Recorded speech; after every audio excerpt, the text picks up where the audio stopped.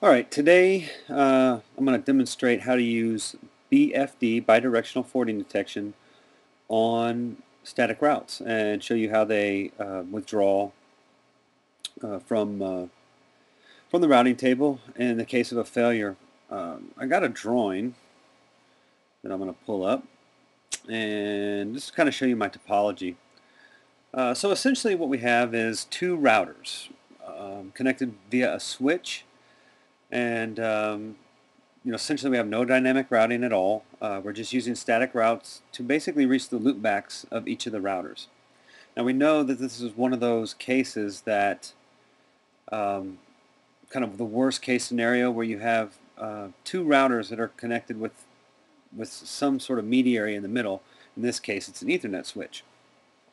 Now, if one of the ports were to go bad, or a cable come unplugged, or the other router go down, essentially you would just be forwarding into a black hole, right? Because uh, let's say if router 4 went down, then router 3 would not be able to detect that router was not online anymore with static routing, and because he had a link light coming from the switch in between the two routers. So essentially any traffic destined for that specific destination, IP destination, would be black holed, just kind of sent off into the nether. So what we're going to demonstrate is I'll show you the basic configuration on both routers. Router 3 is in the window to the left, and router 4 is in the window to the right. I also have another window hiding behind this that will check everything when the tests are running, so we don't have to stop them and verify what's going on. Okay, so first things first. On these devices, I'll do a show protocols, and you can see there's nothing configured. The BGP has been marked inactive, which basically means on this Juniper box is ignoring that stanza completely. And show protocols, and again on router 4 we have the same thing. Let's look at the static routes. So we'll do show routing options, static, and here's our route statements. Now, um, we'll just ignore all the rest of them. What we're really interested in is this route 10033/32. That is the loopback address of router 3. The next hop is the Ethernet link between the two. So it's 10. The link itself is 10.024/30. Router 4 has .6. Router 3 has .5. Also to the static route, we've added the BFD liveness detection section, and this is a good minimum config. It's effective. It gives us a very targeted BFD session. Now let's look at router 3, show routing options, static. And again on router 3, we basically have the reverse, right? So his static route is pointing to 10.3.4, which is the loopback address of router 4. The next hop is the other side of the /30, right? So 10.0.2.6. And again, we have the same BFD configuration on both sides, with the appropriate addresses changed. If you want to check to see what's going on, it's run show BFD session. All right, you can see that we're looking at the next hop, 10.0.2.6. It is up, and so we know that this is monitoring the static route. We can do run show route protocol static. We'll just focus on static routes, right? And if you notice, we have a static route to the loopback of router 4, and the next hop is the interface of router 4, the direct connect on the other side of the the interconnect between router 3 and router 4. So again, router 3 has a static route pointing to router 4 for his loopback, and vice versa from router 4 to router 3. Now let's look at router 4. Run show BFD session. Alright, we're up. And I can also look at the static routes. Run show route protocol static.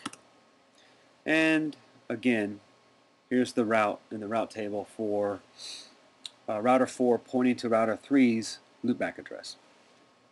Now for the quick testing, I'm going to begin by saying run ping 10.0.0.3.4. So I'm going to ping from router 3 to router 4 the loopback address. Alright, so we start our ping, and we've got connectivity. Everything looks good. I mean, our routing tables look good. But what we need to do now is break the cable, right? So in order to do that, I'm going to do it in a really simple method, and that is to disable the link between the two on router 4 only, right? So we'll look and we'll still see link on the router 3 side, but router 4's link will be down. Set interface. No, wrong window. Alright, set interface. Gigi 000. It's unit 40. And I'll just say disable. Now nothing happens until I commit, so I'll go ahead and commit that. Alright. And as soon as the commit completes, there we go, the interface is down and we have a no route to host. Essentially, a no route to host means we don't have a route going to the destination. And I'm going to pull up the other window. It's right in between here. So if we look at router 3, again, this is a secondary window so we can look at each without disrupting the output. I'll say show interface terse Gigi 000.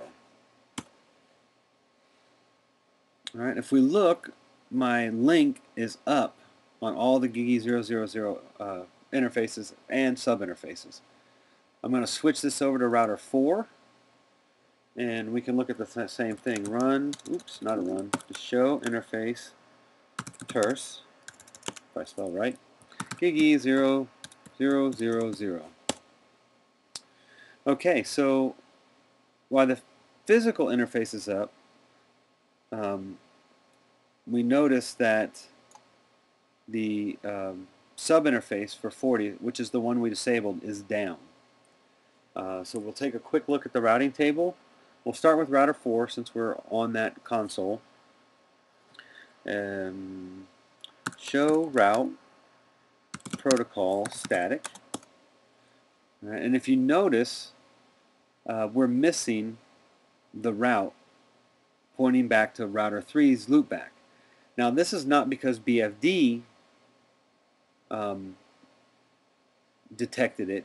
I mean, that's part of it, but really when you have an interface that goes down, the router will automatically withdraw everything that is pointing to or out of that interface. I'm going to switch over to router 3 and we'll do the same thing. Show route protocol static. And if you look at the static routes, we're missing the 10.0.3.4 static route, which is pointing over to router 4's loopback address. So show BFD session. BFD is down, and that's what actually detected the failure and withdrew the route from the route table. In router 4, we can look at the same information. Run, I gotta quit doing that. Show BFD session. And you notice that essentially there is no BFD session, right? And the reason why there's no BFD session is the interface is down. So just like the router withdrew the static route, it also withdrew or did not enable BFD because they're associated with the interface that is downed, admin down in this case. All right, I'll switch back to our configuration screen. And what we can do is re-enable the interface. And we should see it come back, and then all the BFD sessions will be active. In Juniper, we have the rollback statement, show pipe compare, rollback 1. It's just a good way to verify that when you roll back, you're not going to change something that was previously needed in your config, or not needed for that case. So disable was the only thing that was added, so I can simply say rollback 1. It rolls the config back, which removes the disable. Go ahead and commit. And router 3 will start pinging here in just a second. And there we go. If we look, I'm going to bring up my third window that we're using for testing. At this point, if I look at the BFD session, you'll notice that BFD is once again active on router 4. And it's monitoring the static route, right? Because that's where we configured it. We configured it under static routes. Router 3, on the other hand, the BFD session was always enabled, but it was in the down state. So if we look at it now that everything's been restored, the session is now up. The state is up for the BFD, and we can look at the routing table to show you how those came back. So on router 3, show route terse. Oh, that's not what I want to do. Look at the static routes, all right? So show route protocol static. All right, our static route has reappeared in the route table, and we'll see the exact same output on router 4. And there it is, 10.0.3.3. So the static route to the loopback is also active on router 4. The key to BFD on static routes is you have to have a BFD session configured on both sides.